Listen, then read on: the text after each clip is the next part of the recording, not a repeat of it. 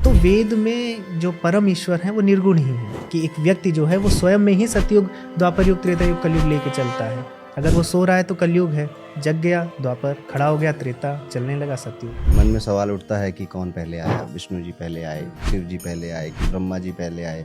कहीं कहीं मिलता है कि भगवान विष्णु की नाभि से ब्रह्मा जी का जन्म हुआ, कहीं कहीं कुछ वर्णन मिलता है कि सबसे पहले एक महाविष्णु है जो निमित्त कारण है। वेदों में निराकार ब्रह्म है। अब निराकार ब्रह्म जो है सबसे पहली चीज जो वो बनाते हैं वो है बुद्धि, और यही ब्रह्मा जी हैं जो अभी मैंने एक कथा बताई थी कि कैसे फिर ब्रह्मा जी को कृष्ण जी बताते हैं कि मैं बड़ा हूँ। आप तो अलग अलग यूनिवर्स में कई ब्रह्मा हैं, किसी के 3 मुख हैं, किसी के 4, किसी के 10। तो ये क्या बता रहे हैं कि अलग अलग बबल्स में, अलग अलग यूनिवर्स में ब्रह्मा जी जो हैं वो अलग अलग हैं।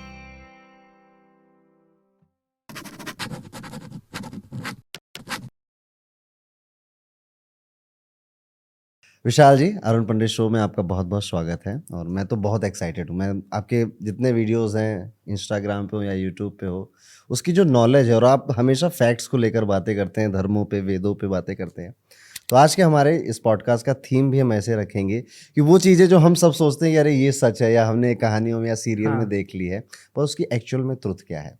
तो सबसे पहला मेरा सिंपल सा क्वेश्चन आपके लिए है कि सनातन धर्म हम गलत क्या परसीव कर रहे हैं उसमें, और एक्चुअल में उसकी क्या मीनिंग है। सनातन धर्म एक्चुअल में अगर हम देखें तो सनातन धर्म मीनिंग इसलिए हम गलत ले रहे हैं क्योंकि हमारे सामने बहुत ढेर सारे धर्म हैं। जब हम बड़े होते हैं तो हमें पता चलता है कि अच्छा क्रिश्चियनिटी भी है, इस्लाम भी है, फिर हमें पता चलता है कि हम हिंदू हैं, ये है। तो हम कंपैरिजन फिर इनसे करते हैं, मजहबों से करते हैं या फिर धर्मों से करते हैं, जिनको हम धर्म बोल भी दे रहे हैं, लेकिन एक्चुअल में वो धर्म नहीं है। अच्छा। और हमारा जो कॉन्सेप्ट रहा है ऋषि मुनि, आपने कभी किसी ऋषि मुनि को किसी मूर्ति के सामने बैठ के पूजा करते नहीं देखा होगा। हमेशा वो एकांत में, पहाड़ों पे। तो वो क्या था कि अपने अंतर मन को ही जानना एक धर्म था। धर्म का अर्थ पहले समझ लीजिए, क्योंकि जो एंशियंट जितने भी टेक्स्ट हैं वहाँ पे धर्म का अर्थ ये नहीं था रिचुअलिस्टिक पार्ट। धर्म का अर्थ था कि गुण, लक्षण। ओके। धर्म किसी धर्मी का होता है, कोई भी वस्तु है उसका धर्म होता है। जैसे चीनी की मिठास धर्म है, अगर आप मिठास खत्म कर देंगे तो चीनी का अस्तित्व भी खत्म हो जाएगा। तो यहाँ पर क्या है कि मनुष्य जो है, अब मनुष्य क्या है, एक ऐसा ही जीव है जो स्वतंत्र इच्छा रखता है। बाकी तो जितने भी जीव हैं वो प्रकृति से बंधे हैं, जो उनका काम है वो करते हैं, लेकिन मनुष्य ही इच्छा रखता है। तो मनुष्य के लिए ही धर्म ज़्यादा इंपॉर्टेंट है। जैसे आप बोल सकते हैं कि सांप है, वो रेंगना उसका धर्म है, रेंगता नहीं है तो सांप नहीं। लेकिन मनुष्य का क्या धर्म बनाया जाए? मनुष्य तो कुछ भी कर सकता है, उसको रिंगा दीजिए, रेंग जाएगा, आप जो बोलेंगे करेगा। तो मनुष्य का धर्म, ये बहुत बड़ी चीज़ आ गई। फिर उसको जब स्ट्रक्चर देने का प्रयास हुआ तो जो स्ट्रक्चर फॉर्म है हम उसको धर्म समझने लगे, लेकिन धर्म स्ट्रक्चर फॉर्म नहीं है। धर्म ये है कि मनुष्य कैसे, मानवता कैसे रहे आपके अंदर। फिर उसके बाद धीरे धीरे जब उसमें मानवता कैसे रहनी चाहिए, क्या चीज़ें होनी चाहिए, कैसे खाना चाहिए, कैसे पीना चाहिए, फिर वो एक स्ट्रक्चर फॉर्म आ गया। और फिर उसको हम हिंदू धर्म, सनातन धर्म और फिर दूसरे मजहबों के स्ट्रक्चर से हम कंपैरिजन करने लगे। तो धर्म का वास्तविक यही है कि जो आपकी मानवता के अस्तित्व को बचा के रखे, बस यही। जैसे मैं कहीं किसी रील में ही सुन रहा था, कोई कह रहा था कि सनातन धर्म बहुत ज़्यादा पुराना नहीं है, 15वीं सदी 16वीं सदी में शुरू हुआ है। नहीं, ऐसा नहीं है। ठीक है, पर सनातन का जो मीनिंग है वो एक जिसका कोई शुरुआत नहीं, जिसका हाँ। कोई एंड नहीं। आप उसको इससे जोड़ेंगे कि टीका लगाना या ये, तो वो एंड आ जाएगा।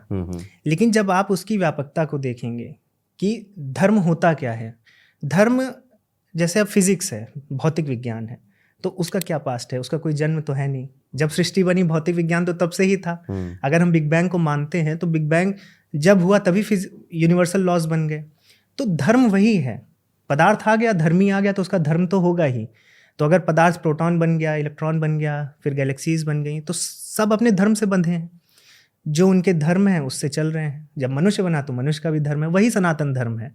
ऐसा कोई अलग से आपको स्ट्रक्चर देने की आवश्यकता नहीं है। विशाल जी, चलो अभी कोई कह देगा ये तो कहने की बातें हैं, हाँ, फिलॉसफी है। हाँ, ठीक है। हाँ। क्या प्रूफ है कि आपका सनातन धर्म बहुत पुराना है? नहीं, मेरा नहीं। अगर आप मेरे से जोड़ेंगे तो अहंकार आ गया। अगर मैं कहूँ कि नहीं, साउथ अफ्रीका में रहने वाले व्यक्ति का सनातन धर्म नहीं है, या उस प्लेनेट पे रहने वाले व्यक्ति का सनातन धर्म नहीं है, सनातन धर्म को आप अपना बना के चलेंगे, ऐसा नहीं है, फिर तो अहंकार आ गया। वो अहंकार तत्व की बात करते हैं हम अपने योग दर्शन में, मतलब जितने भी दर्शन है या वेद हैं। तो सनातन धर्म जब आप ऐसे जोड़ेंगे कि भारत का है, तब तो फिर वहाँ पे कमियाँ आ जाएंगी, क्योंकि भारत भूमि फिर कब बनी? वो कॉन्टिनेंट कब अलग हुआ। लेकिन जब आप सनातन धर्म को ऐसे देखते हैं कि धर्म को पहले परिभाषित करते हैं, उसके बाद सनातन धर्म को देखते हैं, तो फिर जब विज्ञान को भी आप यही कह सकते हैं ना, किसी का अपना नहीं है। ऐसा नहीं कि विज्ञान केवल यूएस का है या नासा का है या ऑस्ट्रेलिया का है, विज्ञान सबका है। ऐसे ही सनातन धर्म, अब भाषा संस्कृत है तो ये कह सकते हैं ओरिजिनेटेड यहाँ पे है, लेकिन भाषा भी एक तरह से बंधन है। आप सनातन धर्म की किसी भी भाषा में पढ़िए, तो सनातन धर्म को आप अपने से जोड़ना, हम अपने आप से कल्चर को जोड़ सकते हैं, रीति रिवाजों को जोड़ सकते हैं, भाषा को जोड़ सकते हैं, पहनावे को जोड़ सकते हैं। लेकिन धर्म, जैसे मैंने बताया, धर्मी का होता है। अगर आप इस यूनिवर्स में हैं तो आपके कुछ गुण लक्षण होंगे, तभी तो आप एक्सप्रेस्ड हुए हैं, नहीं तो फिर आप इनएक्सप्रेस्ड फॉर्म में रहते। तो इनएक्सप्रेस्ड फॉर्म में नहीं, आप एक्सप्रेस्ड में हैं, तो आप धर्म से जुड़ गए। लेकिन अगर आप इस पे बात करेंगे कि सनातन धर्म जो हमें दिखता है भारत का, या जो हमारा कल्चरल रिचुअलिस्टिक पार्ट है, या हमारे जो देवी देवता हैं, तो ये भी ऐसा नहीं कि जो लोग बोल देते हैं 14th सेंचुरी में, अभी जैसे कि बहुत ज़्यादा ये फैलाया गया है कि 14th सेंचुरी के हमारे वेद हैं। अब ये गलत भावना से फैला, बात उसमें कुछ सही थी लेकिन उसमें तोड़ मरोड़ के, अब सही बात क्या थी कि जो यूनेस्को के पास हमारे स्क्रिप्ट्स हैं, स्क्रिप्चर्स हैं वैदिक, वो 14th सेंचुरी में किसी ऋषि ने लिखे होंगे या किसी आचार्य ने लिखे होंगे, वो प्रति हमारे पास अवेलेबल है, उसको हमने यूनेस्को को दे दिया। अब 14th सेंचुरी में लिखा है तो इसका मतलब ये नहीं है कि वेद तभी लिखे गए हैं। आपके पास आज कोई घड़ी खरीदते हैं तो इसका अर्थ ये नहीं है कि आज वो बनाई गई है। घड़ी तो हमारी जो घड़ियां हैं कब से ही बन रही हैं। तो वही है 14th सेंचुरी का जो ये बोलते हैं, फैलाते हैं कि वेद हमारे 14th सेंचुरी में लिखे गए, और ये झूठ है, ऐसा नहीं है। वेदों में जो जो वर्णन है उसकी हमें चीज़ें हमें पुरातत्व में मिल चुके हैं। वेदों में जैसे कि शिवलिंग या रुद्र जी का वर्णन या लक्ष्मी जी का कहीं कहीं वर्णन है, तो उसका हमें तो 2nd century BC 1st century BC के बाद से ही चीज़ें मिल गई हैं। तो वेद उससे तो बाद नहीं आ सकते जब वेदों में ही वर्णन है, और वेद प्रमाणिक हैं, सबसे ज़्यादा प्राचीन ग्रंथ हैं सनातन धर्म के। अब लोग 3000 BC 4000 BC की बातें करते हैं, अब कितने पुराने हैं इसका अंदाज़ा लगाना तो बहुत ही मुश्किल हो जाएगा। हमने जैसे सनातन धर्म की बात की, हमारा एक ऐसा धर्म है या फिर हमारा एक ऐसा कल्चर है जिसमें काफ़ी इंटरेस्टिंग चीज़ों की बातें होती हैं, लेकिन वो इंटरेस्ट हमें समझ में तब आता है जब कोई मूवी दिखा देती है। हाँ। ठीक है, जैसे मैं जितना समझ रहा हूँ, काकभूषणी जी वशिष्ठ योग में उन्होंने मल्टीवर्स की बात एक पेड़ से बनाया था। और अभी एक लोकी की सीरीज आई है, ठीक है, उसमें भी वो मल्टीवर्स में एक ट्री बना देता है जो सारे टाइम को कंट्रोल कर रही है। सो ये काकभूषणी का जो ये कैरेक्टर है, ये बड़ा फैसिनेट करता है बहुत ज़्यादा। इसकी स्टोरी कहाँ से शुरू होती है? इसकी स्टोरी ऐसी है कि काकभूषणी जी आपको वाल्मीकि रामायण रामचरितमानस में भी मिल जाएंगे, लेकिन योग वासिष्ठ में उनमें बहुत ज़्यादा, मतलब फिर काकभूषणी जी पे प्रकरण ही है। और रामचरितमानस में उत्तरकांड में है काकभूषणी जी और गरुड़ जी का संवाद, जहाँ पे काकभूषणी जी बताते हैं कि कैसे रामायण ने उनकी पूरा जीवन बदल के रख दिया, श्री राम जी के चरित्र ने। लेकिन अगर काकभूषणी जी का जो आप मल्टीवर्स बता रहे हैं और पूरा टाइम ट्रेवल, और ये योग वासिष्ठ में एक निर्वाण प्रकरण है। उसमें 6 या 7 प्रकरण हैं योग वासिष्ठ में। जैसे सृष्टि प्रकरण है, जैसे कैसे सृष्टि बनी, फिर स्थिति प्रकरण है, वो सृष्टि कैसे सस्टेन हुई, फिर उसके बाद निर्वाण है कि इस सृष्टि से निकला कैसे जाए। आप घुस तो गए, अब दुखी दुख है तो निकला कैसे जाए। तो निर्वाण प्रकरण में फिर काकभूषणी जी विद्याधर नामक एक व्यक्ति को अपना ज्ञान दे रहे हैं। तो उसमें बहुत सी ऐसी बातें हैं, बहुत सी ऐसी कथाएं हैं जहाँ से आपको मल्टीवर्स हो गया, टाइम ट्रैवल हो गया, ये सब चीज़ें आपको, इसीलिए वो बहुत इंटरेस्टिंग हो जाते हैं। और आज चूँकि सभी बच्चे साइंस में ज़्यादा साइंस ही हम पढ़ते हैं और हमें अच्छा लगता है, तो चूँकि वो चीज़ जुड़ती है तो इसलिए फैसिनेटिंग हो जाती है। तो काकभूषणी जी के विषय में आप क्या जानना चाहेंगे? बहुत ज़्यादा जो ट्री वाला कॉन्सेप्ट है ना, ये पेड़ से कैसे समझाया था? एक्चुअल में जो मैंने बताया विद्याधर व्यक्ति, तो उनको एक कथा, इंद्र जी की कथा सुनाने वाले थे काकभूषणी जी, कि कैसे इंद्र असुरों से हार कर भाग रहे थे। कथाओं के ही माध्यम से वो चीज़ें बता रहे हैं। एक्चुअल में वो वेदों का ज्ञान ही बता रहे हैं, लेकिन कथाओं के माध्यम से ही बता रहे हैं। तो उन्होंने वहाँ पर पहले ही श्लोक में बोला है कि कभी कहीं किसी एक कल्प वृक्ष में उसकी युग रूपी शाखा में एक गूलर का फल प्रकट हुआ। अब ये एक सेंटेंस जो है बहुत डीप मीनिंग है। अगर आप इसका भावार्थ समझेंगे, हर एक शब्द का अर्थ है। मैंने तो उसकी सटीक हिंदी आपको बताई है, पर श्लोक में भी ऐसा ही है। तो वहाँ पे वो बताते हैं कि कभी कहीं, कभी स्पेस में ना टाइम में, और कहीं स्पेस में। तो दोनों क्या है कि एब्सोल्यूट तो है नहीं, रिलेटिव है सब, तो एग्जैक्ट पोजीशन नहीं बताई। किसी एक कल्प वृक्ष में, तो वृक्ष की यहाँ पर बात की गई, और वो भी किसी एक, इसका मतलब है कई होंगे, तो किसी एक कल्प वृक्ष में। फिर बताया युग रूपी शाखा। युग क्या होता है, टाइमलाइन से लिया जाता है। तो एक शाखा को एक टाइमलाइन मानी है, उसमें एक गूलर का फल प्रकट हुआ। अब गूलर का फल भी गोल होता है, उसको उन्होंने ब्रह्मांड बोला। फिर ओके। तो फल तो वृक्ष में एक लगते नहीं। अगर फल से आप तुलना कर रहे हो और वृक्ष ला रहे हैं तो कहीं ना कहीं फल बहुत ढेर सारे होंगे। तो वहाँ से चूंकि गूलर का फल प्रकट हुआ तो हम ये भी लगा सकते हैं कि फल बहुत हैं, तो मल्टीवर्स यहाँ से आता है। और अलग अलग शाखाएं, अलग अलग टाइमलाइंस हैं। तो इसमें जब हम बात करते हैं तो हमें मल्टीवर्स दिखता है। उसके बाद इसमें आपने सुना होगा कि कई लोग बोलते हैं काकभूषणी जी ने 11 बार रामायण और इतनी बार महाभारत देखी है। मुझे तो लगता है कि उन्होंने हजारों बार देखी होगी, क्योंकि वो चिरंजीवी हैं। ओके। अब इस सेंटेंस से भी लोग कहते हैं कि मल्टीवर्स है, बट इस सेंटेंस से ये तो पता चलता है कि जो हमारा टाइम है, काल है, ये साइक्लिक नेचर है इसका, तभी तो वो 11 बार और इतनी बार देखे हैं। लेकिन इसके पहले अरुण जी हमें ये जानना चाहिए कि काकभूषणी जी कैसे, उनका जन्म हुआ, वो कौवे के शेप में क्यों है, साथ में उनके पास जो ये सिद्धियां हैं, टाइम में अनस्टक हो जाना, टाइम ट्रैवल कर लेना, मल्टीवर्स के बारे में बातें करना। तो इसके लिए हमें उनका बैकग्राउंड पहले जानना चाहिए। वो क्या था कि वो अयोध्या में एक शूद्र थे, और शूद्र होने के बाद भी, मतलब अपने जो सेवा भाव जो कार्य है वो तो करने के बाद भी, वो शिव जी की बहुत भक्ति करते थे। इतनी भक्ति करते थे कि समझ लीजिए पागल हो गए थे। मतलब ब्राह्मणों से ज़्यादा भक्ति उनके अंदर थी शिव जी के लिए। तो जब शिव जी के लिए भक्ति थी तो शिव जी में ही इतने रत रहते थे कि एक बार उनके गुरु आए तो उन्होंने उनका सम्मान नहीं किया, उनके चरण स्पर्श नहीं किए। तो इससे शिव जी भी क्रुद्ध हो गए कि गुरु का तो जो पद है एक, मतलब मनुष्य के लिए वो तो भगवान जैसा है, आपने उनका भी सम्मान नहीं किया, तो मेरे भक्त ऐसा नहीं करते हैं। तो उन्होंने फिर श्राप दे दिया कि अगले 1000 जन्मों तक तुम पशु योनि में जाओगे। तो जब ये श्राप गुरु ने भी सुन लिया तो गुरु तो ठीक है, इतनी गुस्सा नहीं होते, लेकिन गुरु को अपने शिष्य की परवाह रहती है। तो वो तुरंत शिव जी से फिर उन्होंने प्रार्थना की बहुत देर तक कि ऐसा मत करिए। तब शिव जी ने कहा कि ठीक है, 1000 जन्मों तक पशु योनि रहेगी, लेकिन उसके बाद का जो जन्म होगा वो ब्राह्मण रूप में, एक मतलब वेदों के जो पाठक होते हैं वैसा वेदों का ज्ञान होगा। अब ये एक श्राप था। अब उन्होंने 1000 जन्म जिए, ऐसी कथा है। उसके बाद ब्राह्मण रूप में आए, और फिर ब्राह्मण रूप में जब वो वेदों का ज्ञान उनको आया तो वेदों में तो निर्गुण निराकार ब्रह्म की उपासना होती है, लेकिन क्या होता है, हम अभी सगुण उपासना में ज़्यादा करते हैं। तो इसको लेकर फिर डिबेट कहीं चल रही थी किसी ऋषि के साथ, लोमश ऋषि के साथ, और फिर वहाँ पे उन्होंने क्या किया, लोमश ऋषि को क्रुद्ध कर दिया इसी डिबेट में। तो उन्होंने श्राप दे दिया, कौवा बन जाओ। अब वो कौवा बन गए, लेकिन फिर उनको बहुत पछतावा हुआ लोमश ऋषि जी को। तो उन्होंने क्या किया, पछतावे में ये बोल दिया कि आप कौवा तो बन गए हो, लेकिन आप इच्छा मृत्यु आपको मिलेगी, आप जब मरना चाहोगे अपनी इच्छा से। लेकिन उसी कौवे के रूप में श्री राम जी का स्पर्श मिल गया था उनको। कथा आपको पता होगी, श्री राम जब बचपन में खेलते थे, तो फिर वो स्पर्श जब मिल गया तो उनको उतना वो शरीर प्रेम हो गया कि उन्होंने कभी छोड़ा ही नहीं। और उनको इसलिए चिरंजीवी भी बोलते हैं कि अभी तक उन्होंने अपनी मृत्यु नहीं ली है, क्योंकि उनको उस शरीर से बहुत प्रेम है। तो अब जब इच्छा मृत्यु है, और हमें पता है कि सनातन धर्म में जो समय है वो चक्र है, तो वो रिपीट ही हो रहा है। तो वो भी क्या है कि हर चक्र में, हर साइकिल में आते हैं। इसलिए आपने सुना होगा कि उन्होंने 11 बार रामायण और 16 बार महाभारत देखी है, तो इसीलिए बोला जाता है। लेकिन ये बोला जाता है, मुझे तो लगता है उन्होंने हजारों बार देखी होगी, और ऐसा बोला जाता है कि हर बार एंडिंग अलग अलग है।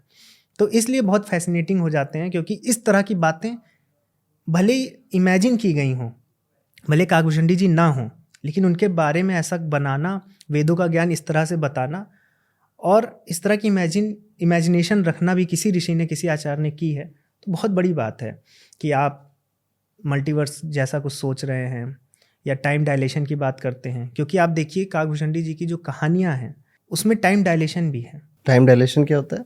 मतलब समय जो होता है अपनी रफ्तार घटाता बढ़ाता है। ओके, मतलब जैसे वो इंटरस्टेलर मूवी में दिखाया गया था हाँ। कि वो एक शिप रुकी हुई है एक जगह पे, 1 हाँ। घंटे में शायद कई सारे दिन निकल जा रहे थे। हाँ। इसलिए वो जब वापस लौट के आता है तो वो यंग होता है, उसकी बेटी बूढ़ी हो जाती है।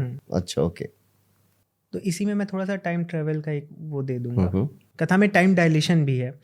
उनकी निर्वाण प्रकरण, जैसे मैंने बताया, योग वासिष्ठ में एक विद्याधर नाम के व्यक्ति को कथा सुना रहे हैं इंद्र जी की। उसमें वो बताते हैं कि इंद्र असुरों से हार चुके हैं, भाग रहे हैं अपनी जान बचा के, और जब उनको कुछ नहीं मिलता है तो वो सूर्य के प्रकाश के कण में अपने आप को स्थापित कर देते हैं। तो सूर्य के प्रकाश, तो आपको पता ही है कि लाइट की स्पीड कांस्टेंट है, और हमें पता है कि लाइट की स्पीड को कांस्टेंट बनाने के लिए टाइम को घटना बढ़ना पड़ता है। नहीं तो फिर वो रिलेटिविटी का जो पूरा है वो ब्रेक कर जाता है। तो इंद्र जी जब सूर्य के प्रकाश में स्थापित करते हैं तो उनके लिए समय रुक जाता है। लाइट की स्पीड पे समय का बहाव मिनिमम हो जाता है, ऑलमोस्ट जीरो हो जाता है। तो ये चीज़ भी हमें जानने को मिलती है कि टाइम डायलेशन, और टाइम डायलेशन के साथ ये बहुत अच्छी बात है कि कभी भी सनातन धर्म में इमेजिनेशन वाली स्टोरीज बहुत हैं, कथा, जिनको आप ये कह सकते हैं कि मैथोलॉजी है या फिर किसी ने लिखी हैं, लेकिन कभी भी फिजिक्स को इस तरह से नहीं ब्रेक किया है जैसे हम जब नहीं किया है। जैसे जब हम टाइम ट्रैवल की बात करते हैं तो अगर मैं छोटा था, कहानियाँ लिखता था, तो मैं लिख दूंगा कि समय में आगे चले गए देख लिया, या समय में पीछे चले गए देख लिया। बट इस तरह से अभी विज्ञान ने कोई पुख्ता सबूत नहीं दिए कि इस तरह की चीज़ें हो सकती हैं। लेकिन टाइम डायलेशन रियलिटी है कि समय अपने आप को घटा बढ़ा सकता है। तो ये कथाओं में हमें ज़रूर मिलेगा सनातन धर्म की। तो जो साइंस कंफर्म कर रहा है वो हमें मिलता जा रहा है। ऐसा भी नहीं है कि हम इमेजिनेशन करने बैठे तो हम कुछ भी इमेजिन कर लिए, टाइम ट्रैवल इमेजिन कर लिए। हमने टाइम डायलेशन को ही इमेजिन किया हुआ है सनातन धर्म में। तो आप ये भी देखिए कितनी खूबसूरती बात है। इमेजिन करने को तो हम कुछ भी कर सकते हैं, लेकिन आज वो विज्ञान में सही भी उतर रहा है। एक स्टोरी इसी में टाइम डायलेशन पे लीला और सरस्वती जी की भी आती है। उसके बाद एक कथा है जिसमें, ये तो काकभूषणी जी से अलग कथा है, लेकिन जिसमें क्या होता है, एक बार कृष्ण जी अपने ग्राम में खेल रहे होते हैं गाय और भक्तों के, मतलब अपने जो ग्वालपाल हैं उनके साथ, और उसमें एक राक्षस का वध करके उसको मोक्ष दे देते हैं वो। तो ब्रह्मा जी जो होते हैं उनको थोड़ा सा ऐसे लगता है कि मेरी ही सृष्टि में कैसे कोई किसी को मोक्ष दे रहा है इस प्रकार से, ये कौन मायावी आ गया है। तो ब्रह्मा जी आते हैं ढूंढते ढूंढते कौन बच्चा है, तो कृष्ण जी को देखते हैं। तो जब ब्रह्मा जी कृष्ण जी को देखते हैं कहते हैं क्या ऐसी बात है, तो कहते हैं अच्छा मैं बताता हूँ कि कौन है यहाँ पे मालिक। तो ब्रह्मा जी क्या करते हैं कि सबको गायब करने लगते हैं, कृष्ण जी के दोस्तों को, फिर उनकी गायों को। और कृष्ण जी सो रहे होते हैं खाना खा के। तो ब्रह्मा जी को लगता है जब ये उठेंगे तो पैनिक करेंगे, दौड़ के मेरे पास आएंगे, तब इनको पता चलेगा कि मालिक कौन है। कृष्ण जी उठे, अब उनको तो पता है कि किसने किया है और मैं कौन हूँ। तो कृष्ण जी को सब पता है कि ये ब्रह्मा जी करके गए हैं। कृष्ण जी बोले कि मैं नहीं कुछ शिकायत लेके जाने वाला हूँ। तो उन्होंने ही अपने आप से ही वहीं पर उससे भी सुंदर गायें और उस तरह के चीज़ों को बना लिया उस गाँव में। और जो माताएं रो रही थी कि मेरे बच्चे खो गए, या जो किसान थे कि मेरी गायें खो गई, वो भी खुश हैं और प्रेम बढ़ गया। तब फिर ब्रह्मा जी फिर भागते भागते आए कि क्या हो गया। फिर वहाँ पे उन्होंने देखा कि सब कृष्ण बन चुके हैं। कृष्ण जी समझाने के लिए कि सब कृष्ण हैं। और ब्रह्मा जी यहाँ पर बताते हैं कि इसमें एक क्षण बीता था और पृथ्वी पर 1 साल बीत गया था। ये उस श्लोक में है। तो ये टाइम डायलेशन की बातें हैं। तो आप ये देखिए स्टोरी में अगर आपको कुछ बताया भी जा रहा है तो इमेजिनेशन आज उसी दिशा में है जिस दिशा में विज्ञान है। ऐसा नहीं कि टाइम ट्रैवल कर लिया या हम पास्ट में तो जा भी नहीं सकते हैं। इस तरह के हम एक्सपेरिमेंट्स कर चुके हैं, थॉट एक्सपेरिमेंट्स कर चुके हैं, लेकिन कोई ऐसी कथा आपको नहीं मिलेगी जिसमें कोई पास्ट में चला गया हो। शायद ही नहीं। अब सब कुछ तो मैंने पढ़ा नहीं है, लेकिन आज तक मैंने ऐसा कुछ नहीं पढ़ा है कि कहीं पे कोई पास्ट में जाके कुछ कर दिया हो। बात सही है, मैंने भी ध्यान नहीं दिया कि ऐसी कोई स्टोरी नहीं पढ़ी, कोई स्टोरी होगी नहीं। तो मतलब फिजिक्स को ही ब्रेक करके ऐसी कोई इमेजिनेशन नहीं की गई है। ये भी एक बहुत महत्वपूर्ण बात है सनातन धर्म के बारे में। वो लीला और सरस्वती जी की कहानी बता रहे थे, वो क्या? हाँ, लीला और सरस्वती जी की कथा में ये है, इसमें बहुत इंपॉर्टेंट है कि एक थ्योरी ये आई है जब से क्वांटम फिजिक्स आई है कि जो पूरा ब्रह्मांड है, हम आप हैं, ये प्रोजेक्शन हो सकता है। हम आप रियल नहीं है, ये पूरा ब्रह्मांड ही कहीं से प्रोजेक्ट हो रहा है। और लीला और सरस्वती जी की जो कथा है उसमें ये चीज़ बहुत अच्छे से बताई गई है। उसमें एक्चुअली लीला जो है वो अपने पति से बहुत प्रेम करती थी। उनके पति राजा थे। अब राजा है तो युद्ध पे जाना पड़ता है। तो लीला को हमेशा ये लगता था कि मेरा पति हमेशा युद्ध पे ही जाते रहते हैं, अगर मृत्यु हो गई तो मेरा क्या होगा। और प्रेम भी बहुत था। तो उन्होंने पूजा पाठ किया, व्रत किया, सरस्वती जी आई। तो उन्होंने सरस्वती जी से ये इच्छा बताई कि मेरे जो पति हैं इनकी मृत्यु ना हो, ऐसा कुछ वरदान दे दीजिए। तो सरस्वती जी ने बोला कि चूँकि ये शरीर जो है ये नाशवान ही है, ये जाएगा ही, इसके अंदर का जो जीव है, आत्मा है, वो अनंत काल तक रहती है, वो आपके साथ मैं कर सकती हूँ। तो उन्होंने कहा ठीक है। तो जब वो पति मर गए तो उनकी जो जीवात्मा थी उनके पास ही थी। अब इसमें आप देखिएगा इंसेप्शन भी आएगी, जो हमने इंसेप्शन मूवी देखी ना कि ड्रीम के अंदर ड्रीम, वो भी है यहाँ। तो वो जीवात्मा उनके पास लेटी रही, उस स्त्री के पास, लीला के पास। अब लीला को लेकिन जीवात्मा से क्या मिलेगा? कुछ नहीं। पति का प्रेम तो मिलेगा नहीं क्योंकि वो लौकिक है। तो फिर से उन्होंने सरस्वती जी की पूजा की, सरस्वती जी को बुलाया, कहा कि मेरे पति को मुझे लौटा दीजिए, मुझे जीवात्मा से कुछ नहीं। तो सरस्वती जी ने कहा अब आपका जो पति है वो कहीं और है, किसी और जीवन को जी रहा है, और ये जो जीवात्मा है यही वो स्वप्न देख रही है।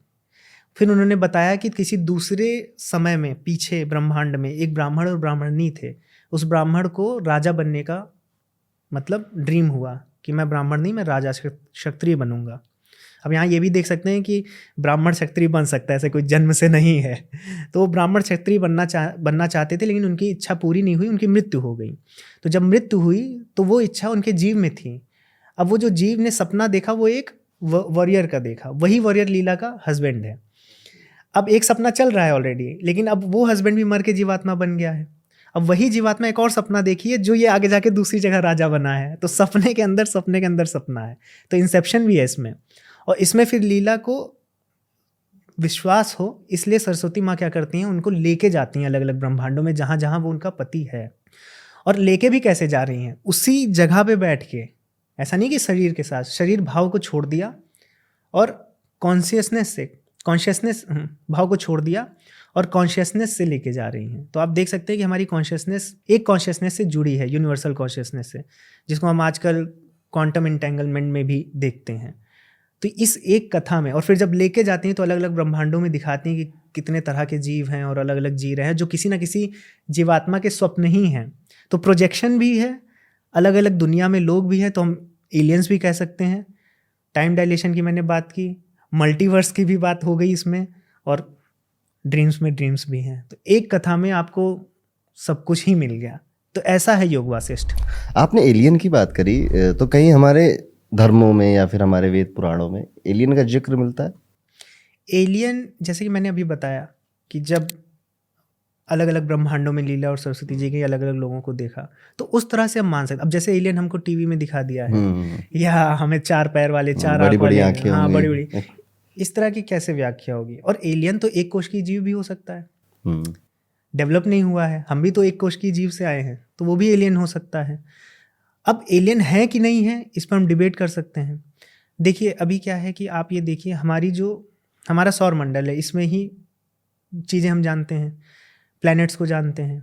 लेकिन हमारे सौर मंडल के अलावा, हमारे सन के अलावा लाखों करोड़ों और सन है हमारी गैलेक्सी में, तो उनके भी प्लैनेट्स हैं, और उसमें भी अर्थ लाइक प्लैनेट्स, मतलब कि जो अर्थ की तरह है। हमारी ही गैलेक्सी में 2 से 3 बिलियन है, और 200 बिलियन तो गैलेक्सीज हैं। तो हम कैसे डिनाई कर सकते हैं कि एलियन नहीं हो सकते, भले वो डेवलप हो रहे हो, या अब जैसे हमारी टाइमलाइन में हम मनुष्य अभी बने, हो सकता है किसी और प्लेनेट में अभी वो डेवलप हो रहे हो। ये चीज़ें हैं। आपने से सरस्वती जी की बात करी, एक कथा बड़ी प्रचलित है कि ब्रह्मा जी की पूजा क्यों नहीं होती, और सरस्वती जी की तरह उनका नज़र खराब हो गई थी। और तो ये क्या सच में ऐसा हुआ था? क्या देवता भगवान भी ऐसे हो जाते हैं? वो तो त्रिदेव में से एक हैं। हाँ, इसमें ऐसी बात है कि आपको कटिंग बताई गई है, आगे पीछे का कॉन्टेक्स्ट बताया नहीं जाता। और ये एक कॉन्फ्लिक्ट है जब आप निर्गुण को सगुण में लाते हैं, जो कि वेदों को पुराण में जब बदला गया है, बहुत प्रॉब्लम्स आई हैं। जैसे कि आपको कभी कभी बोलते हैं कि ब्रह्मा जी के पैर से शूद्र हुए हैं। तो ये भी वही प्रॉब्लम है, जो ये प्रॉब्लम है ना ब्रह्मा सरस्वती जी वाली। अब इस प्रॉब्लम को ऐसे समझिए कि वेदों में निराकार ब्रह्म है। अब निराकार ब्रह्म जो है, सबसे पहली चीज़ जो वो बनाते हैं वो है बुद्धि, इंटेलिजेंस। उसी से पूरा यूनिवर्स बनता है।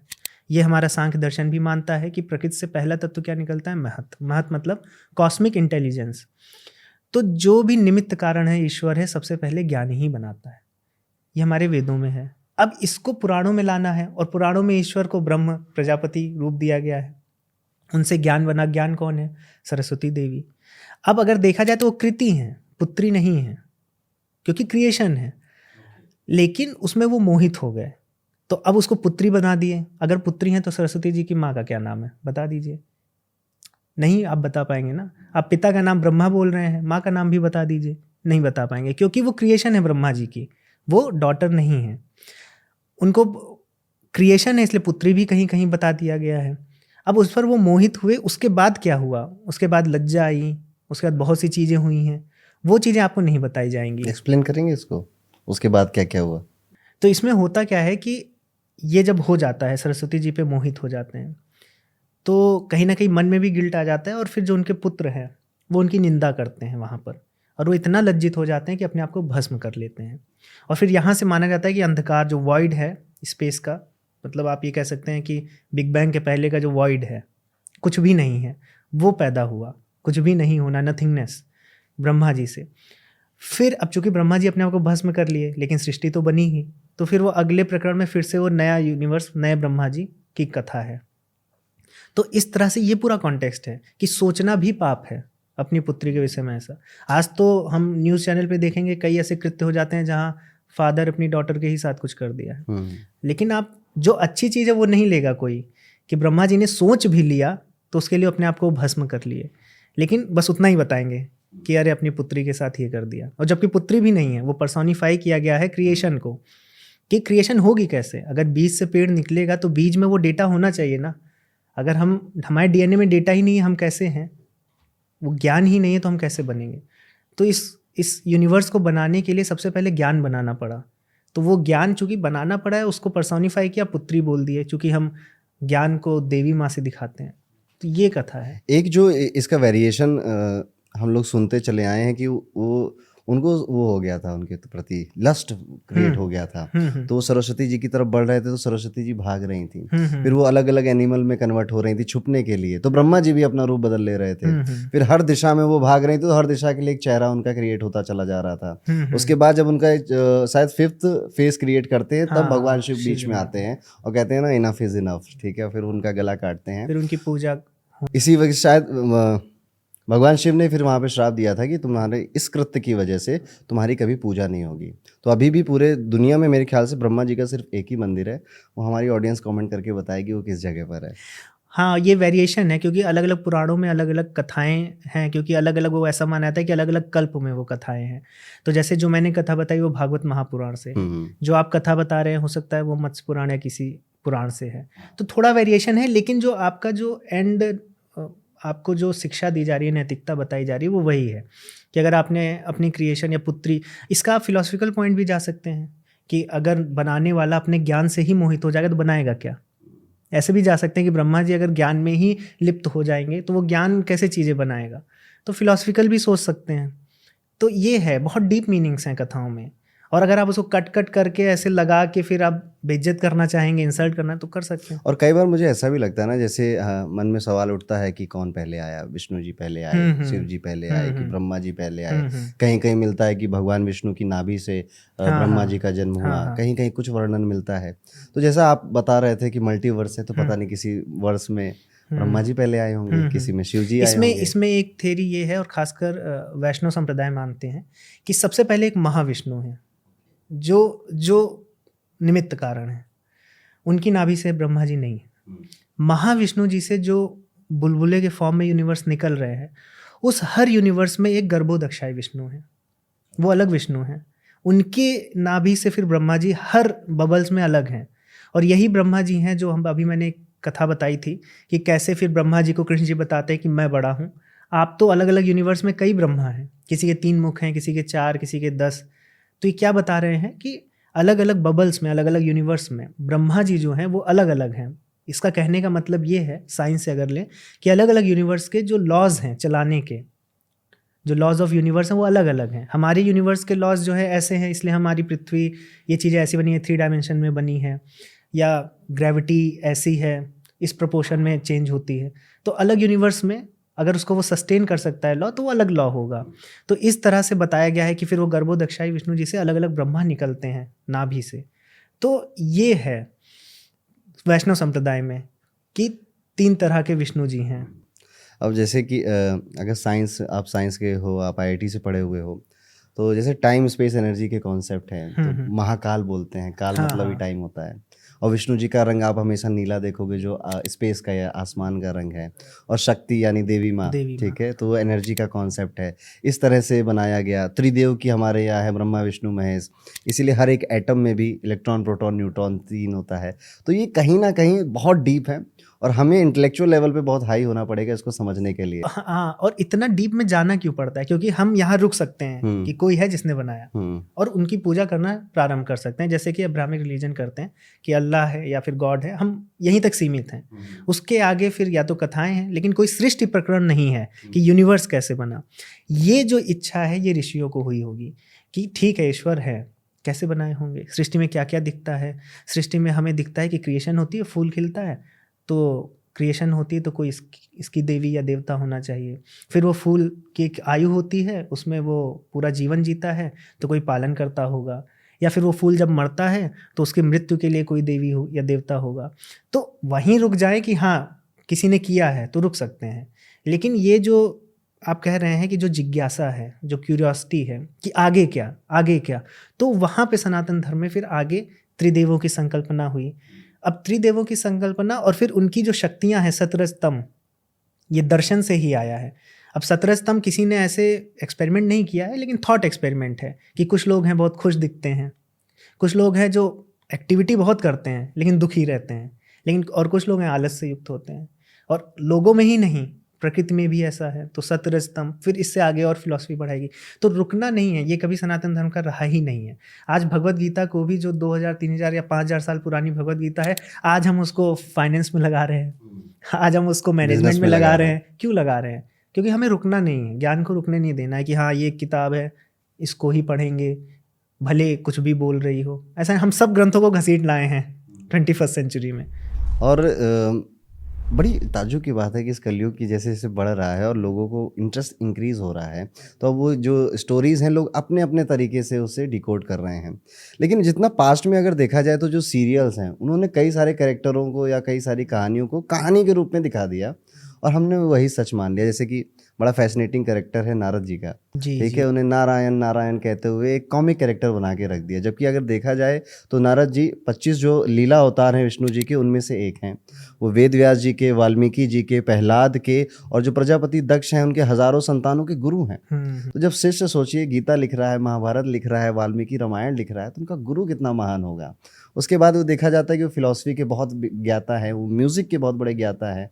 तो नारद जी का कैरेक्टर, लेकिन हम क्या, हम उन्हें बस नारायण नारायण जानते हैं। जिस और बहुत ज़्यादा शेप किया है, जो भी हम टीवी में देखते हैं या जो भी हम पढ़ते हैं बहुत ज़्यादा शेप करता है, खासकर इंटरटेनमेंट में जब बच्चे वही देखते हैं। अभी जैसे हमने एक वीडियो बनाई थी, जो हमने रामायण हम देखते हैं रामानंद सागर जी की, बहुत अच्छी रामायण है, मतलब उससे अच्छी रामायण आज तक नहीं बनी। लेकिन उसमें भी कुछ चीज़ें हैं जो हमने अलग अलग रामायण से ली हैं, वाल्मीकि रामायण में नहीं है। तो वो आज हमारे मन में बैठा है। शबरी जी के लिए प्रेम या लक्ष्मण रेखा की बात हो गई, बट आप देखने जाओगे तो कुछ ना कुछ चीज़ें हम अलग अलग जगह से लेके आए हैं, वो आपको वहाँ पे नहीं मिलेगी। तो जैसा आप बता रहे थे उसमें ही मैंने ये बात ऐड की है। अब जैसा कि वाल्मीकि रामायण की आपने बात करी है, वाल्मीकि रामायण में जो एंड होता है वो रामराज स्थापित हो गया, वहाँ पे एंड हो जाता है। वहाँ पे वाल्मीकि रामायण में लिखा भी है कि अब ऐसा राज्य स्थापित हो गया जहाँ पे बूढ़े जवानों का दाह संस्कार नहीं कर रहे हैं, everyone is happy and everyone is content. लेकिन उसके बाद एक और रामायण लिखी जाती है, ठीक है, जिसमें उसके बाद की कहानी लव कुश को, सीता जी को धोबी वाला प्रकांड है और एक शूद्र को राम जी द्वारा मार दिया जाना है, जो कि लगता है कि किसी एक एजेंडे को प्रूव करने के लिए लिखा गया है। इस पर हम विस्तृत वीडियो भी लाएंगे, क्योंकि ये उत्तरकांड का जो पूरा ये प्रकरण है कि कितना सच है कितना नहीं, रिसर्च हम कर रहे हैं, इस पर आएगी, ज़रूरी है, ठीक है, वो काफ़ी ज़रूरी है लोगों को पता चले। आपने अभी बीच में कहा था कि जैसे अभी हम मिथ्स की बात कर रहे हैं, ब्रह्मा जी के पैरों से शूद्र आए, तो शूद्र अरे हमें नीचा दिखा दिया, ठीक है, हम पैरों से क्यों आए, तो इसकी क्या सच्चाई है? इसका जैसे अभी हमने ब्रह्मा सरस्वती जी का कॉन्फ्लिक्ट जो था, जो फैलाया गया, हमने देखा सेम कॉन्फ्लिक्ट है कि जब आप फिलॉसफी को स्टोरी बनाएंगे तो यही दिक्कत है। वेदों में दिया है, मैंने मतलब इस पर वीडियो भी की थी। वेदों में, यजुर्वेद में एक मंत्र है, उसमें बताया गया है, और चूंकि वेदों में सगुण रूप नहीं है, अगर सगुण रूप है भी तो प्रकृति का है, जैसे वर्षा का है या फिर आप अग्नि का है। सगुण और निर्गुण एक लाइन में एक्सप्लेन करिए। सगुण मतलब जिसको, जो एक्सप्रेस्ड है, जिसको हम अपनी इंद्रियों से जान सकते हैं, देख सकते हैं, जो विजुअल है, जो विजुअल है, जो अकल्पनीय है, जो हम नहीं देख सकते हैं, जो हमारी इंद्रियों के परे है, वो निर्गुण है, क्योंकि ऐसा कोई गुण नहीं है जो हम अनुभव कर पाए। तो वेद में जो परम ईश्वर हैं वो निर्गुण ही हैं। वहाँ पर ये बताया गया कि वहाँ पर 4 अंगों से तुलना की गई है, लेकिन किसी सगुण रूप के वो 4 अंग नहीं हैं कि ब्रह्मा जी के मुख से निकले, ऐसा नहीं है। वहाँ पर ये बोला गया है कि चूंकि ब्राह्मण जो होते हैं वो पठन पाठन करते हैं, उनका तेज अलग होता है, तो वो मुख के समान कांति युक्त होते हैं। वो ये नहीं बोला गया है कि किसी देव के मुख के समान है। फिर बोला गया चूंकि बाजुओं से क्षत्रिय लड़ते हैं तो इसलिए वो बाजुओं के समान है। जांघों के ही आधार पर जो हमारे मर्चेंट्स हैं या वैश्य हैं वो देश विदेश जाते हैं, ट्रेडिंग करते हैं, तो इसलिए वो जांघों के सदृश हैं। और जो हमारे शूद्र भाई हैं वो सेवा भाव से जो भी उनकी योग्यता है उसके हिसाब से समाज में अपना दायित्व तो निभाते हैं, जो हमारा पैर करता है। पैर के पास बुद्धि नहीं है, पैर के पास उतनी ताकत नहीं है, मान लीजिए हमारे शरीर में हम सबसे नीचे रखते हैं, लेकिन इसके बिना हम तो रह नहीं सकते हैं। तो शूद्र को फिर पैर से सदृश बताया गया। अब चूंकि फिलॉसफी ये थी, उसको हमें इसमें लाना है। निर्गुण में तो ठीक था, सगुण में लाएंगे तो चूंकि ब्रह्मा जी आ गए फिर, और फिर ये बात ब्रह्मा जी के, उस समय लोग ऐसे नहीं सोचते रहे होंगे। उस समय तो लोग सोचते रहे होंगे कि भाई हम भगवान से आए हैं, चाहे हम भगवान के किसी अंग से आए, हम भगवान के अंश हैं। आज ये एजेंडा है, आज ये प्रोपेगेंडा बन गया है कि भाई शूद्र पैर से आए हैं। तो ये चीज़ें हैं, मतलब जब आप निर्गुण बातों को, फिलॉसफी को सगुण पटल पे लाएंगे तो आप नहीं ला पाएंगे उस तरह से। और फिर इस वजह से ऐसा बोला जाता है कि ब्रह्मा जी के चरणों से लिखा है शूद्र आए हैं, और फिर कंट्रोवर्सी होती है। जैसे अभी बीच में हमने कलयुग की बात करी, ठीक है, तो ये कई मैंने संतों को, साधुओं को ये कहते हुए सुना है कि कलयुग नहीं स्टार्ट हुआ है अभी, ये द्वापर राइजिंग है, ठीक है। दैट इज वाई अभी अगर आप आज से 50 साल पहले अपनी जिंदगी देखो, आपके पास संसाधन नहीं होते थे, घर नहीं होते थे, इलेक्ट्रिसिटी नहीं होती थी, और अब आप अपनी जीवन देखो तो आपके पास काफी सुख साधन हो गए हैं और आपके पास ज्यादा नॉलेज गेन करने का वक्त भी है। तो ये कलयुग की शुरुआत नहीं है, द्वापर राइजिंग है। तो ऐसा कुछ वेदों में हमको मिलता है कलयुग के लिए? देखिए, वेदों में जाएंगे तो दूसरा कॉन्सेप्ट है, पुराणों में जाएंगे तो दूसरा कॉन्सेप्ट है। ये बहुत विस्तृत है क्योंकि इसमें 3-4 चीज़ें हैं युगों के साथ। और विस्तृत इतना इसलिए मैं बोल रहा हूँ क्योंकि इसके आयाम अलग अलग हैं। या तो आप इसको एस्ट्रोनॉमी से देखिए, केवल टाइम से देखिए कि हाँ इतने वर्षों का ये है, इतने वर्षों का ये है, फिर उसमें भूल जाइए कि कौन सुखी है कौन दुखी है। लेकिन अगर आप सुख दुख, किस तरह से राज्य चल रहा है, मानव कितने खुश हैं, सत्य है कि नहीं है, तो उसमें जाएंगे तो फिर वो उसमें भी फिलोसफिकल थॉट्स हैं। उसमें भी बताया गया है कि एक व्यक्ति जो है वो स्वयं में ही सतयुग, द्वापर युग, त्रेता युग, कलयुग लेके चलता है। अगर वो सो रहा है तो कलयुग है, जग गया द्वापर, खड़ा हो गया त्रेता, चलने लगा सतयुग। तो इस तरह के भी फिलोसफिकल थॉट्स हैं। अगर आप स्वस्थ हैं तो सतयुग है, चरक संहिता में बोला गया है। तो अलग अलग आयाम में है। फिर एस्ट्रोनॉमी में आर्यभट्ट जी ने, ब्रह्मगुप्त जी ने इस पर कार्य किया। अब मैं वेदों से मतलब थोड़ा सा लाइन से बता देता हूँ। जैसे वेद हैं तो वेदों में कहा गया है कि 10,000 वर्ष को 4 भागों में बांटा गया है, बस वेद में। इसके अलावा युग पे कुछ भी नहीं है। और जहाँ जहाँ युग आए हैं वो 1 वर्ष के भी हैं, 5 वर्ष के भी हैं, 12 वर्ष के भी हैं। लेकिन अगर आप 10,000 वर्ष, जो जब सतयुग, मतलब सतयुग को वेदों में कृतयुग बोला गया है, कृतयुग, द्वापर युग, त्रेता युग की बात करेंगे तो वेद में ये बोला गया है कि 10,000 वर्षों को, साथ में 100 वर्ष का संध्या काल है, उसको 4 भागों में बांटा गया है। वहाँ प्रपोर्शंस भी नहीं है। जैसे कि हम पुराणों में देखते हैं कि सतयुग सबसे बड़ा है, उससे छोटा त्रेता है, उससे छोटा द्वापर, कलयुग सबसे छोटा है। ऐसा वेदों में नहीं है। लेकिन जब ये पुराण आए और जब 10,000 वर्षों का देखा गया तो हो सकता है कहीं ना कहीं ये लगा हो ऋषियों को कि कलयुग तो चलेगा, मतलब हमारी हरकतों को देखकर लगा हो।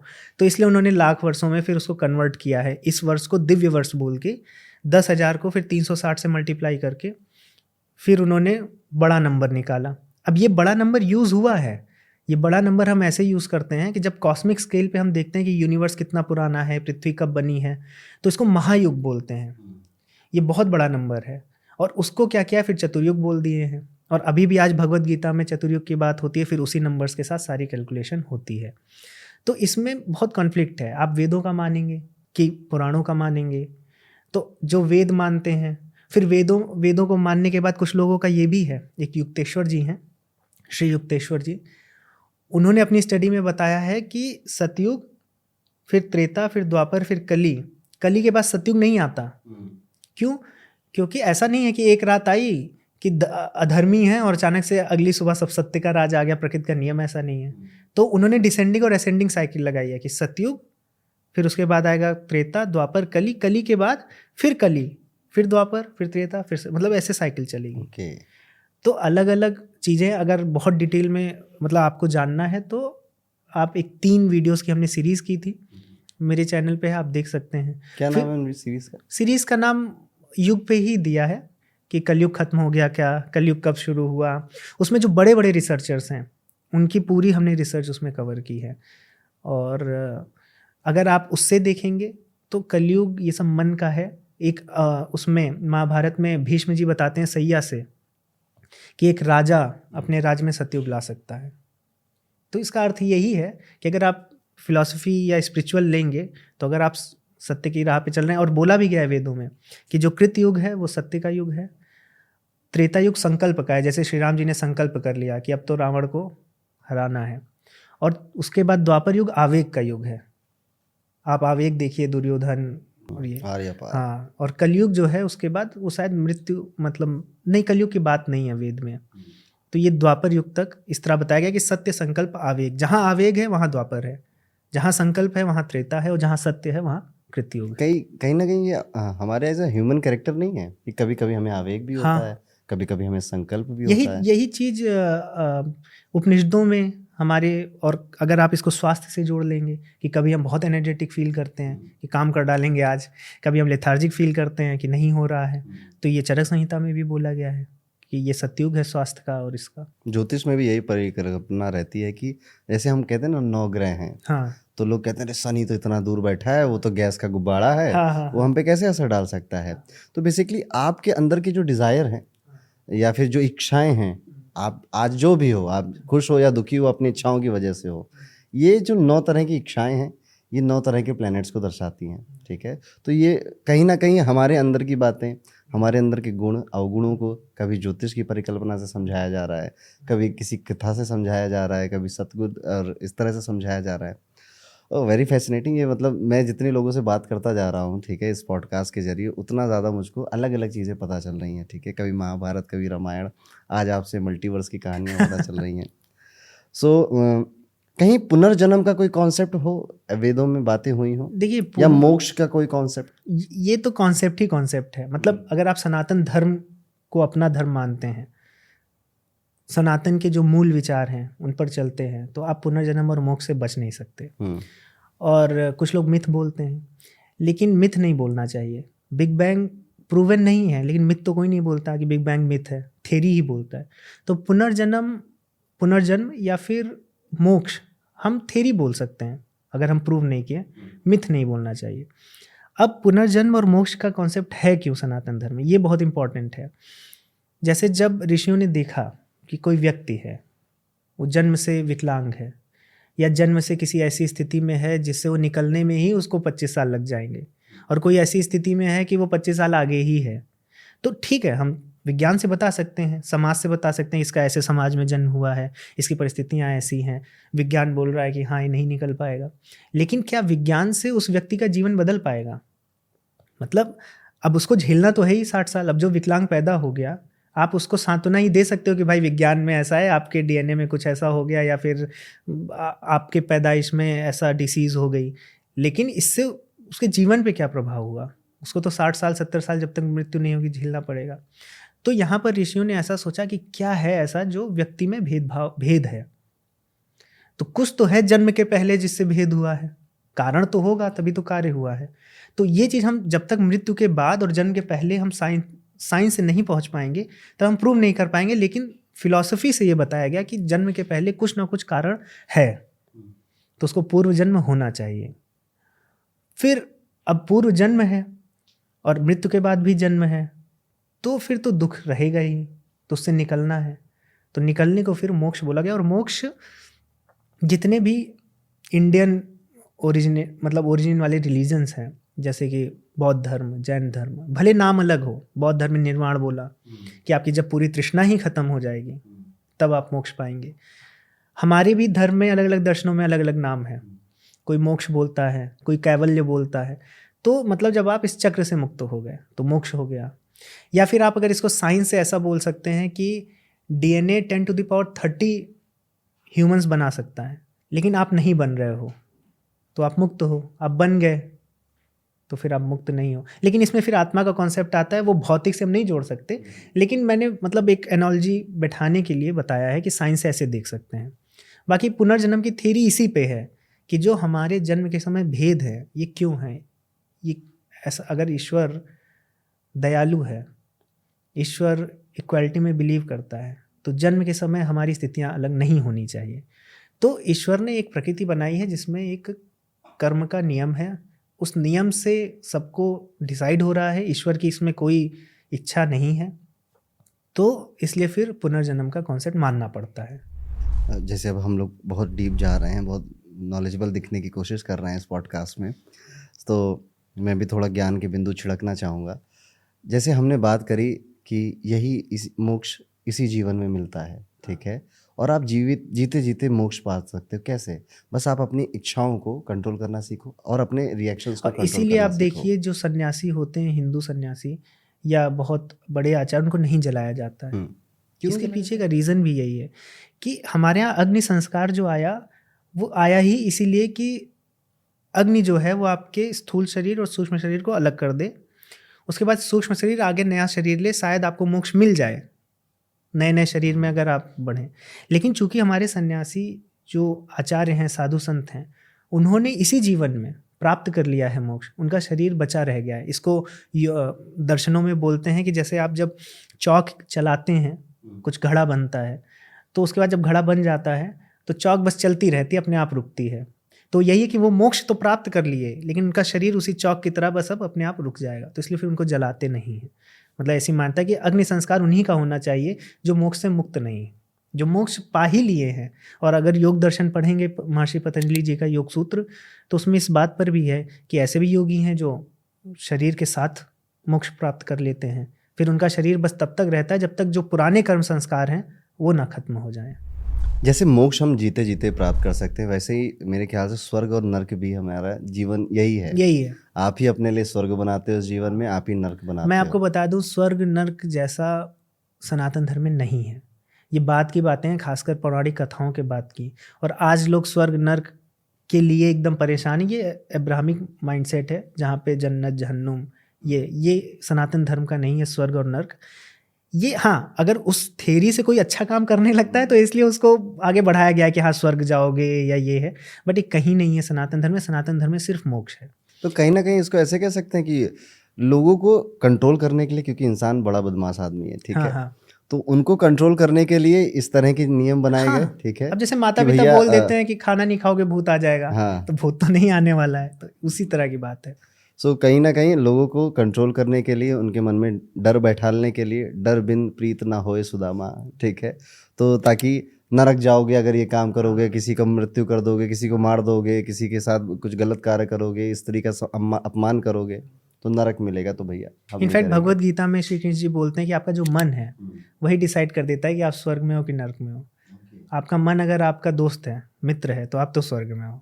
मन से ही आपकी दुश्मनी हो गई तो आप नरक में ही हो, कोई उसका बचाव नहीं है। फिर इसलिए कहते हैं ना, मन सबसे बड़ा दोस्त भी बन सकता है आपका, और सबसे बड़ा दुश्मन भी आपका मन बन सकता है। Very nice.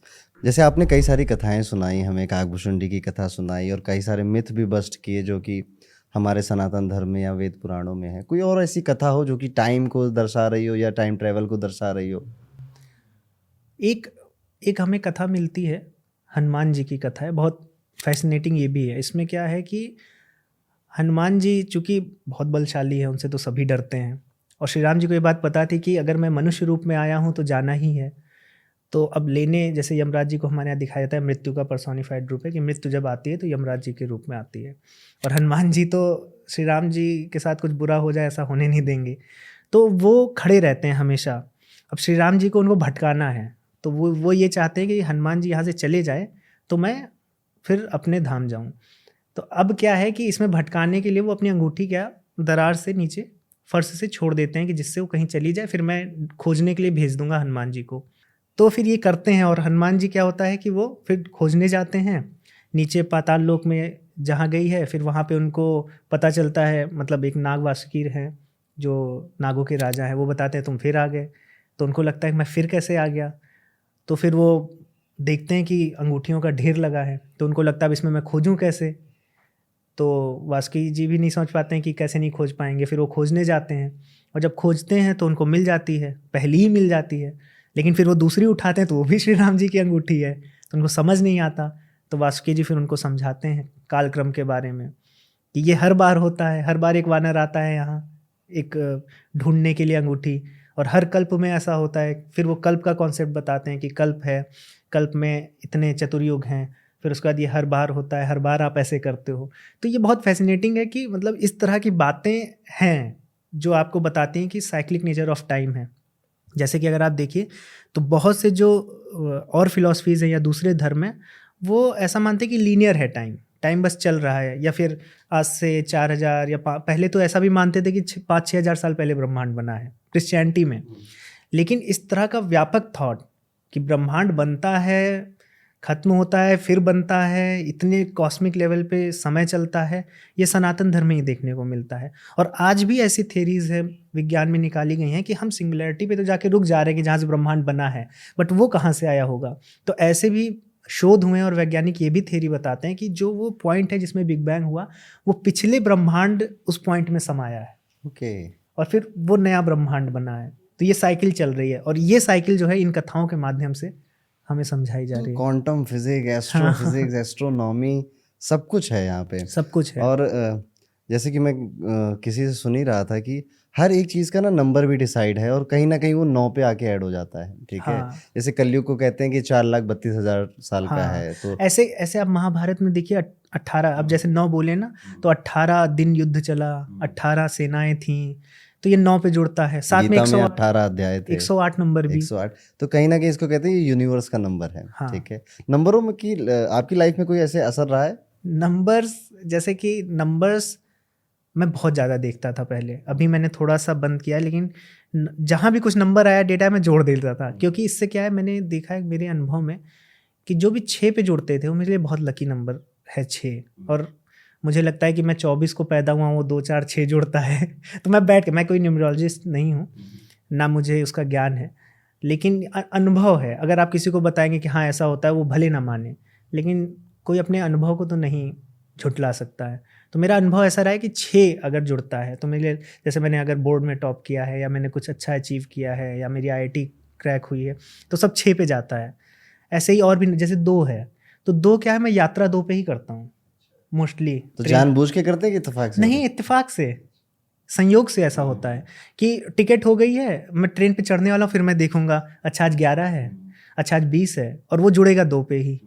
तो ये होता है, अनुभव है। और जैसे कि फिर एक मैंने रील भी इस पे की थी बहुत पहले, लेकिन फिर उसके बाद चूंकि अब ये ऐसी चीज़ें हैं जो इसका कोई बैकिंग या इस तरह का विज्ञान में तो प्रूफ नहीं है, तो मैं ज़्यादा लोगों से शेयर नहीं करता हूँ। अब आपने पूछ लिया है तो मैं आपको बता रहा हूँ कि हाँ ऐसा एक अनुभव तो मेरे साथ है, जो खासकर 6 नंबर का। और जब से मेरा विवाह हुआ है तब से नंबर चेंज हो गए हैं, ये 4 पे आ गया है। राहु आ गया आगे जीवन में तो मतलब अब मैं देखता हूँ ना, अब मेरी अच्छी, जैसे मैंने 13 तारीख को यूट्यूब शुरू किया, हाँ। 314, मेरी 13 तारीख को इंगेजमेंट हुई थी, फिर 13 को ही कुछ ना कुछ ऐसे होता है, 13 या 22, अब मेरे जीवन में 13 और 22 सब चलता है। तो इस तरह का मतलब मुझे कोई ऐसा अनुभव नहीं था कि जहाँ पे इसकी एनालिसिस भी होती हो। लेकिन जब आपकी मैंने ये फॉर्च्यून रिपोर्ट देखी है जब से, तो मुझे लगा कि हाँ इसमें कुछ स्ट्रक्चर या कुछ तो है। मैं इसलिए नहीं लोगों से शेयर करता था क्योंकि ये थोड़ा सा ऐसे लोगों को लगता है कि क्या अंधविश्वास की बातें हैं, बट जैसे आपने बताया कि हाँ सही में 6 मेरा मूलांक लकी नंबर है। मैं ऐसे तो सोचता था कि 2 4 6 होता है, लेकिन ये नहीं पता था कि ये मूलांक है या ऐसी कोई स्टडी है। वो आपकी जो फॉर्च्यून रिपोर्ट देखी, फिर आपने बताया कि जैसे मेरा 6 नंबर जो है, 7 नंबर जो मेरा जुड़ता है वो स्पिरिचुअल ले जाता है, और मैं आज स्पिरिचुअलिटी में तरफ झुकाव है मेरा। ये होता है कि हमारा जो डेस्टिनी, जैसे मेरा भी डेस्टिनी नंबर 7 है, तो हमारा डेस्टिनी नंबर हमें खींच लेता है, हमें कहीं ना कहीं उस तरफ और इंटरेस्ट अच्छा, आने मैंने लगता कभी है। नहीं सोचा था कि मैं कभी इस तरह से सोचूंगा जीवन को लेकर। बचपन में मम्मी ने एक बार गुरु नाम मेरा रखा भी था कि ये बड़ा होकर साधु ही बनेगा, मतलब बोला था ऐसे, लेकिन कभी मैं सोचा नहीं उस बारे में, क्योंकि हम IIT गए, वहाँ पढ़े, फिर उसके बाद उस तरह के माइंडसेट के साथ आगे बढ़े। लेकिन कैसे मैं इस चीज़ में जीवन के इस तरफ भी मैं बढ़ा हूँ, तो अगर 7 नंबर का इसमें रोल है तो मेरे लिए तो बहुत ही। फॉर्च्यून रिपोर्ट के माध्यम से मेरा यही प्रयास है। एक तो ये रिपोर्ट पूरी मैंने ही बनाई है अपने अच्छा। स्टूडेंट्स के साथ, 2 साल का टाइम लगा इसे बनाने में, इतनी रिसर्च अच्छा। करी हमने। तो यही है कि आपकी डेट ऑफ बर्थ में बहुत कुछ छुपा है, कई सारे नंबर्स हैं। आपको अगर ये चीज़ पहले से पता चल जाए तो लाइफ में डिसीजन लेने में बड़ी आसानी होगी, आपकी रिलेशनशिप कैसी होगी और बाकी के नंबरों के साथ। जैसे आपने कहा 4 पे होने लग गया, हाँ। अब 6 शुक्राचार्य है, 4 उसका राहु शिष्य है, हाँ। तो दोनों की फ्रेंडशिप है, दोनों अच्छे हैं एक दूसरे के साथ। और ऐसा और बताता हूँ आपको, जैसे 7 आपका भाग्यांक है केतु, तो राहु को कौन पूरा करेगा? केतु। दैट इज वाई आपकी वाइफ के साथ रिलेशनशिप हमेशा अच्छी रहेगी, क्योंकि आप एक दूसरे को कंप्लीट करोगे।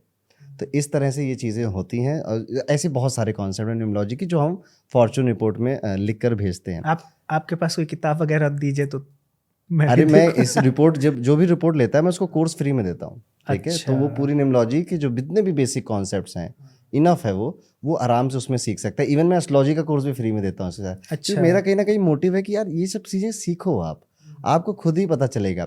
कई इतने सारे लोग हैं कि मुझे ये नंबर दिखाई देता है, मुझे वो नंबर मेरा पीछा करता है। नहीं, कई लोग बोलते हैं कि मुझे 111 जब घड़ी में बजते हैं तभी मैं देखता ये हूँ। बहुत हैं ऐसे लोग, अभी देखना कमेंट करेंगे कई सारे लोग हाँ, हाँ। कि 111 दिखता है या 222 दिखता है या कोई XYZ कोई नंबर दिखता है। और इसका भी अपना मीनिंग, इन्हें एंजल नंबर्स कहा जाता है। अच्छा। इनकी मीनिंग होती है कि आपको पर्टिकुलर टाइम पीरियड, जैसे किसी को 6 महीने तक 11 दिख रहा है तो उसकी मीनिंग है, वो एक मैसेज देना चाहता है। मैंने इस पे यूट्यूब पे वीडियो बनाया है एंजल नंबर्स और उनकी मीनिंग क्या होती है। बहुत होगी न्यूमरोलॉजी की यहाँ बातें, ठीक है। हम अपने पॉडकास्ट के थीम पे वापस आते हैं। जैसा कि आपने वेदों की पुराणों की बात करी, रिचुअल्स भी एक बहुत बड़ा पार्ट है हमारे हिंदू धर्म का। इसमें कुछ रिचुअल्स हैं जिनको लेकर बड़ी सारी विवाद भी होते हैं, जैसे सती प्रथा है या विधवा स्त्री का विवाह है। इनके बारे में क्या मिलता है हमको वेद पुराणों में? देखिए, जैसे कि पहले तो जो छोटे छोटे रिचुअल्स हैं, हम पूजा में ये क्यों करते हैं, या फिर व्रत क्यों रखते हैं, या फिर हम किसी चीज़ की परिक्रमा ऐसे ही क्यों करते हैं, तो ये सब क्या है, ये फिलॉसफी से ही आया है। जो हमारे मूल फिलॉसफी है, जो हमारे दर्शन है, 6 दर्शन, उनसे ही हर चीज़ बनी है। तो वो हम अब जो आप बात कर रहे हैं सती प्रथा की, या फिर विधवा के साथ क्या होना चाहिए, तो इनका भी एक तरह से सोच समझ के कुछ बनाया गया था। अभी क्या है, अभी इसको फैला दिया गया कि हिंदू धर्म में स्त्रियों को जला दिया जा रहा है पति की मृत्यु पर। लेकिन आप मुझे बताइए, रामायण में क्या किसी स्त्री को जलाया गया? दशरथ जी की भी मृत्यु हुई, कोई स्त्री को नहीं जलाया गया। महाभारत में तो युद्ध ही हुआ, हजारों योद्धा मर गए, अभिमन्यु मर गए, क्या उनकी पत्नियों को जलाया गया? नहीं जलाया गया। तो हमारे वैदिक धर्म में नहीं है। अगर आप वेदों में भी जाएंगे तो आपको वेद में भी, ऋग्वेद में ही 10वें मंडल में आपको 18वें सूक्त में आपको एक मंत्र मिल जाएगा जिसमें बताया जा रहा है कि हे स्त्री, अब उठो, तुम्हारे पति की मृत्यु हो गई है। वो जो सूक्त है उसका नाम ही मृत्यु सूक्त है, कि मृत्यु पे करना क्या है। तो उसमें बताया जा रहा है स्त्री को कि आप उठिए, और अब चूंकि ये चले गए हैं, इनकी मृत्यु हो गई है, अब आप वापस आइए, आप नया विवाह करिए जिसके साथ आप रह सकते हो, और अपनी संतानों को पालिए, या फिर जो आपके पति गया है उसकी संपत्ति को भोगिए। ऐसा भी है मंत्रों में। तो ये चीज़ें, इसके साथ साथ आप स्मृतियों में जाइए। स्मृतियों को तो आज अपमान किया जाता है, लेकिन नारद स्मृति में एक विधवा स्त्री को 5 कंडीशन दी गई हैं जिसमें वो विवाह कर सकती है। सती का तो है ही नहीं मेंशन। विवाह कैसे, अगर आपका पति भाग गया हो, या आपके पति को आप गांव वालों ने निकाल दिया हो, आपका पति संतान उत्पन्न नहीं कर सकता, आपका पति असमय मृत्यु हो गई है या पागल हो गया है, तो आप पुनः विवाह भी कर सकते हैं। तो है, चीज़ें हैं। लेकिन अब चूंकि सती प्रथा की आप बात कर रहे हैं, इसका धार्मिक कारण नहीं है, ऐतिहासिक कारण रहा है। और ये सती प्रथा पहले बड़े परिवारों में थी, छोटे परिवारों में नहीं थी। जो राजपूत घराने थे, कि जहाँ पर सम्मान की बात है, विदेशी आक्रांता आ गया है, सब मेरे पति मर गए हैं, अब मुझे उठा ले जाएगा, तो वहाँ पर जौहर कर लिया या मृत्यु हो गई। जब बड़े लोग कोई चीज़ करते हैं ना, तो छोटे फिर उसको कॉपी करने लगते हैं। फिर वो समाज में ग्लोरीफाई किया जाने लगा होगा कि सती तो बड़ी स्त्रियाँ करती हैं, तो फिर छोटी स्त्रियों को भी उसमें झोंक दिए होंगे। तो इस तरह से प्रथाएं जन्म लेती हैं आपकी सामाजिक और ऐतिहासिक स्थिति से। धार्मिक आपको किसी पुस्तक में नहीं मिलेगा, या धार्मिक ना फिलॉसफी मिलेगी कि स्त्री को आप जला दीजिए। अभी मैं अथर्ववेद पढ़ रहा था, उसमें स्त्रियों को विवाह के समय, विवाह प्रकरण है 2 उसमें, और विवाह के समय क्या क्या अधिकार होते हैं, घर पे आने पर एक बहू के क्या क्या अधिकार होते हैं, पूरा आप पढ़ेंगे तो आप कहेंगे कि ये फेमिनिज्म है, कि आप गृह स्वामिनी हैं, देवर सास ससुर आपके नीचे हैं, आपको ये कार्य है, आपका पति आपकी रक्षा ना करे तो उसका ये दंड है। तो ये सब दिया है, लेकिन ये बताएगा कौन? ऐसे ही जैसे कि हम किसी की मृत्यु को जलाने जाते हैं तो स्त्रियां नहीं जाती, पुरुष जाते हैं। और आने के बाद बाल कटने का भी हमारा है कि सारे बाल कटवाने हैं, मूछें कटवानी हैं। अब इसका भी साइंटिफिक रीज़न है कि जब एक डेड बॉडी जलती है तो बहुत सारे वायरस बैक्टीरिया उड़ते हैं, और बाल सबसे अच्छी जगह है कि वो वहाँ पे जाके रुक सकते हैं। ठीक है। और हमारे यहाँ नमस्ते करने की प्रचलन है। जब कोविड आया तब लोगों को नमस्ते करने का वो इम्पोर्टेंस पता चला।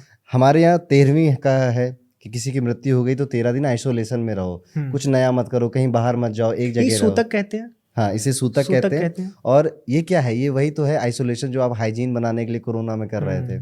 ठीक है, क्वारंटीन कर रहे थे। तो कहीं ना कहीं हमारे ये जो रिचुअल्स हैं इनके पीछे भी धार्मिक कारण। कई बार क्या होता है, प्रथाएं बदल जाती हैं, लोगों की मानसिकताएं बदल जाती क्या है कि लोग ये सोचते हैं कि धर्म से ही लोग, अरे लोग हैं, उनका तो बिगड़े हुए हैं ही। ऐसा नहीं है कि हिंदू धर्म के हैं तो खराब नहीं हो सकते। तो लोगों के से अगर आप अब जैसे कोई चोर पुलिस का कपड़ा पहन लेगा तो पुलिस तो नहीं हो जाएगा। तो आप धर्म का नाम ले लेंगे तो आप ऐसे थोड़ी धार्मिक हो जाएंगे, आपको करना पड़ेगा तब धर्म का नाम। इसलिए कभी भी किसी को, और खासकर मैं विनती करूंगा किसी भी हिंदू को, ऐसा कार्य नहीं करना चाहिए जिससे हिंदू धर्म सनातन धर्म का नाम नीचा हो। आप ऐसा कार्य करिए कि लोग देख के कहें हाँ यार, सनातन धर्म के लोग कुछ बड़ा करते हैं। तो ये ज़्यादा ज़रूरी चीज़ है हमारे लिए। जैसे अपने संस्कार के भी बीच में, और अभी हम अंतिम संस्कार, ये 16 संस्कारों में सबसे लास्ट संस्कार अंत्येष्टि बोलते हैं इसको। तो ऐसे ही हो ना, 4 आश्रम है, ब्रह्मचर्य, वानप्रस्थ, गृहस्थ, और उसके बाद सन्यास। अब ये जो सन्यास वाला पार्ट है, ये कलयुगी दुनिया में कैसे पॉसिबल है कि हम सन्यास ले लें? या कुछ लोग कहते हैं ब्रह्मचारी बन जाएंगे, कुछ कहते हैं बैरागी बन जाएंगे। ये सब कुछ एक ही है, ब्रह्मचारी, बैरागी, सन्यासी, या कुछ डिफरेंस है इसमें? थोड़ा थोड़ा वेरिएशन है। देखा जाए सबका गोल तो एक ही है कि मोक्ष मिल जाए। सनातन धर्म का एक ही गोल है, चाहे वो धर्म, अर्थ, काम भी लगाया गया है कि आपको किसी माध्यम से मिल जाए। इस जगत से ही शुरू होगा, लौकिक जगत से ही शुरू होगा। आप ऐसा तो नहीं कि अचानक से आत्मा में स्वरूप आ जाएंगे। तो यहाँ पर हर चीज़ बताई गई कि आप नृत्य भी यहाँ पर पवित्र था, म्यूजिक भी पवित्र थी। तो ऐसे ही जो आश्रम की आप बात कर रहे हैं और जिसमें आप बता रहे हैं बैरागी, सन्यासी, ब्रह्मचारी, तो अब वैरागी वो है जो राग रहित है, जिसमें कोई राग नहीं है। वो आप भी हो सकते हो, मैं भी हो सकता हूँ। राग का क्या मतलब? राग का मतलब ये हो गया कि किसी चीज़ में हमारा एडिक्शन नहीं है। मतलब म्यूजिक है तो ऐसा नहीं कि हम पागल हुए जा रहे हैं म्यूजिक के लिए। 4 बोतल वोडका काम है। हाँ, ऐसा नहीं है कि किसी भी चीज़ के लिए हमारा दिमाग जो है हमें दुख दे रहा है कि हमें नहीं मिल रही। तो जिसको ये हो गया कि मैं खुश हूँ, तो बैरागी है। और वो बैरागी शादीशुदा भी हो सकता है, विवाहित भी हो सकता है, अविवाहित, बच्चा, बूढ़ा, सब हो सकता है। लेकिन सन्यासी विवाहित नहीं रहता है। विवाह अगर हो भी गया है उसका तो उसे घर छोड़ना पड़ता है, क्योंकि सन्यास का सीधा सीधा है सन्यास आश्रम की आपको अपने साथ समय बिताना है, उपनिषदों को पढ़ना है, और किसी से कुछ नहीं है। अब इसमें ब्रह्मचारी आता है। अब जैसे सन्यासी लास्ट पड़ाव है आश्रम का, ब्रह्मचारी प्रथम पड़ाव है कि 25 वर्ष तक आपका केवल दिमाग जो है शिक्षा में लगे। ना पैसे कैसे कमाने हैं, ना किससे विवाह करना है, ये सब नहीं। 25 साल स्किल बनाइए। अगर आप आज के ज़माने में देखिए तो स्किल बनाइए, फिर हम देखेंगे कि पैसा मतलब अब किसी की आपदा है, पिता नहीं है, तो वो अपना सर्वाइवल कर सकता है पैसा कमा के, लेकिन बहुत ज़्यादा पैसे बनाने ये नहीं सोचना है। 25 तक आपको अपनी स्किल्स अच्छी करनी है। तो इसलिए ब्रह्मचर्य आश्रम था कि आप गलत कामों में ना पड़ें। लेकिन जिसको कंटिन्यू करना है तो कर सकता है, ब्रह्म का आचरण करना है तो 25 वर्ष के बाद भी वो बिना विवाह किए गृहस्थ आश्रम में बिना गए वो कर सकता है। तो ब्रह्मचारी ये है जो कभी विवाहित नहीं है, सन्यासी वो है जो विवाहित हो सकता है लेकिन उसे छोड़ना पड़ेगा, और बैरागी वो विवाहित होते हुए भी बैरागी हो सकता है। बहुत खूबसूरती से आपने बताया। एक चीज़ ये बताइए विशाल जी कि जो एक्चुअल टेक्स्ट हैं, जैसे महाभारत है, रामायण है, या वेद हैं, ये बहुत क्लिष्ट संस्कृत में लिखे गए हैं। अब हमें आती नहीं संस्कृत। अब होता क्या है कि कोई अंग्रेज आता है, वो संस्कृत सीखता है, फिर हमारे ग्रंथों, वेदों, पुराणों को कन्वर्ट करके हमको बताता है और हमको किसी और पैकेज में देकर भेजता है। तो ये इस प्रॉब्लम का क्या सलूशन हो सकता है? हम इसका सोल्यूशन यही है कि हम स्वयं से संस्कृत सीख, एक बार संस्कृत को लाएं। तो अभी संस्कृत के नाम पे ये होता है कि पूजा पाठ के कमरे में रख दो, या कोई पंडित जी आएंगे वो मंत्र पढ़ देंगे। संस्कृत इतनी रह गई है, संस्कृत को हम लाएंगे कैसे? और जो आप बात बता रहे हैं इस पर मैंने मतलब लोगों को मैंने बताया है अपने चैनल पे भी कि क्यों विदेशी आके हमारे ग्रंथ को पढ़ेंगे। फिर मैं जितनी रिसर्च करता हूँ हाइपरपेस पे 50 से 60% मुझे विदेशी किताबें, विदेशी ऑथर्स की किताबें पढ़नी पड़ती है और बहुत शर्म आती है कि विदेशी लिखे हैं, पीएचडी किए हैं, फिर मैं उनका पढ़ के फिर मैं अपना जाता हूँ, देखता हूँ, फिर सही लगता है तो मैं लोगों को बताता हूँ। तो हम कब करेंगे? और करते हैं, ऐसा नहीं है कि मैं सभी साधु संतों को बोल रहा हूँ कि नहीं करते हैं, करते हैं, लेकिन जो संस्कृत भाषा का हमारे देश में एक सम्मान होना चाहिए वो कहाँ है।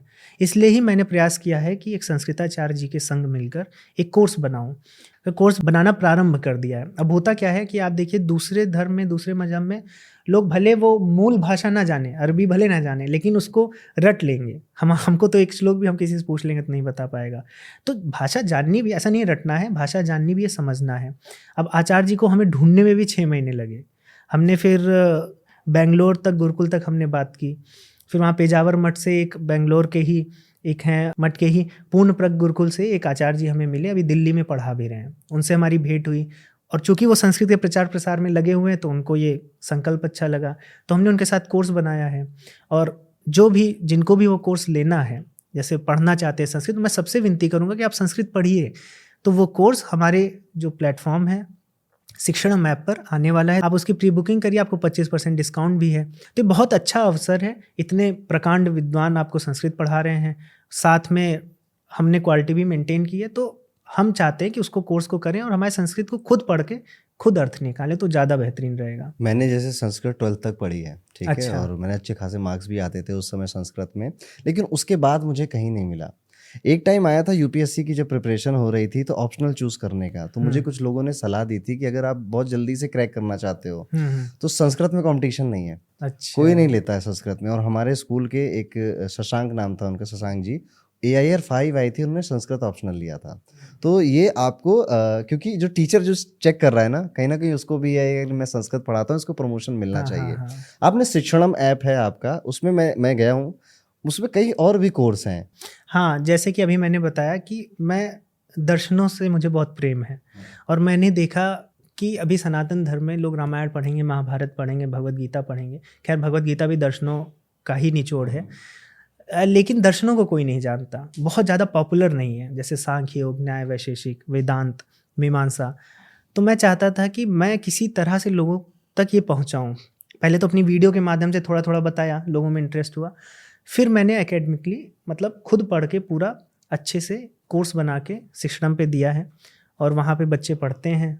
बच्चे क्या, बड़े बड़े लोग भी पढ़ते हैं और उनको बहुत ज्ञान मिल रहा है। तो शिक्षणम ऐप का भी यही है कि जितने भी संस्कृत के, हमारे सनातन धर्म के अच्छी अच्छी किताबें, महत्वपूर्ण पुस्तक है आध्यात्म की चीज़ों की, उस पर कोर्सेज आएंगे। तो इसलिए संस्कृत भाषा बहुत इंपॉर्टेंट थी, तो संस्कृत भाषा पे भी कोर्स आ गया है और दर्शनों पे भी कोर्स। तो दर्शनों वाला कोर्स हिंदी है, इंग्लिश में, संस्कृत अभी में? हिंदी में। हिंदी में, तो यानी, और मैं देख रहा हूँ बहुत कॉस्ट इफेक्टिव भी है। हाँ हाँ, हमारे 1000 रुपीज 4 दर्शन आपको, वैसे तो कॉस्ट 1499 है, 1500 रुपये में आपको 4 दर्शन मिल रहे हैं। हर एक श्लोक की विधिवत व्याख्या है। तो आप लोग उसको कहूँगा ले लो, नहीं तो ये महंगा कर देंगे। ठीक है, आपके शिक्षणम ऐप का लिंक हम अपने डिस्क्रिप्शन में दे देंगे। तो आपको अगर दर्शन सीखना है, सच में सीखना है, IIT से पढ़े हुए हैं, बहुत रिसर्च करके इन्होंने वो बनाया है। मैंने अभी एक ही देखा है और उसमें काफ़ी आनंद आया, काफ़ी कुछ सीखने को मिला। तो विशाल जी, यहाँ पर हमारा ये पॉडकास्ट अब एंड होता है और आपका यहाँ पे आने के लिए बहुत बहुत शुक्रिया। आज मुझे बहुत कुछ सच में सीखने को आपसे मिला और एक क्यूरियोसिटी इस पॉडकास्ट में मेरी ये जगी कि मुझे मीनिंग जाननी है हर एक स्टोरी के पीछे। अब मुझे कथा को कथा नहीं लेना है, लिटरल नहीं लेना है कि लिटरल मीनिंग ऐसी है, यही मानना है। उसके पीछे क्या होगा, क्या मतलब है, ये भी समझने की कोशिश करनी। हो सकता है मेरी बुद्धि अभी उतनी नहीं है कि मैं उसे समझ पाऊँ, लेकिन मैं प्रयास तो कर सकता हूँ कम से कम। वही मैं कह रहा हूँ, अगर आप लिटरल लेंगे तो आप वही कर रहे हैं जो हमारे ऋषि मुनि नहीं करवाना चाहते थे, कि आप क्यों अपने आप को बांध रहे हैं। बांधना ही नहीं है, आप अपने आप को जितना सोच सकते हैं उतना सोचना है। और मैं ये भी कहना चाहूँगा कि मेरा शायद प्रथम पॉडकास्ट है, पहला ही है और आपके साथ है। मुझे तो पहले लग रहा था कैसे करते हैं पॉडकास्ट कैसे, लेकिन ये बहुत ही नेचुरल और बहुत ही अच्छा पॉडकास्ट हुआ है। आपको भी ढेरों शुभकामनाएं हैं और आपका भी चैनल ऐसे ग्रो करता रहे और आपका व्यक्तित्व भी, जिस प्रकार से हमारा अभी बातचीत हुई है, जाना हूँ, तो बहुत ही सुलभ और बहुत ही अच्छा है। तो आपके लिए भी शुभकामनाएं हमारी टीम की तरफ से। ऐसे ही दिन दूनी रात चौगनी आप तरक्की करें। थैंक यू तारीफ करने के लिए। आपको विशाल जी से क्या क्वेश्चन आप पूछते अगर मेरी जगह होते तो कमेंट करके ज़रूर बताइएगा। और ये पॉडकास्ट में आपका बेस्ट क्या पॉइंट लगा, आपको जो नया क्या सीखने को मिला, वो भी आप कमेंट करके ज़रूर बताइएगा। चलिए, हम दोबारा कभी आपसे पॉडकास्ट फिर करेंगे, मिलते हैं कभी और। तब तक के लिए राधे राधे। राधे राधे।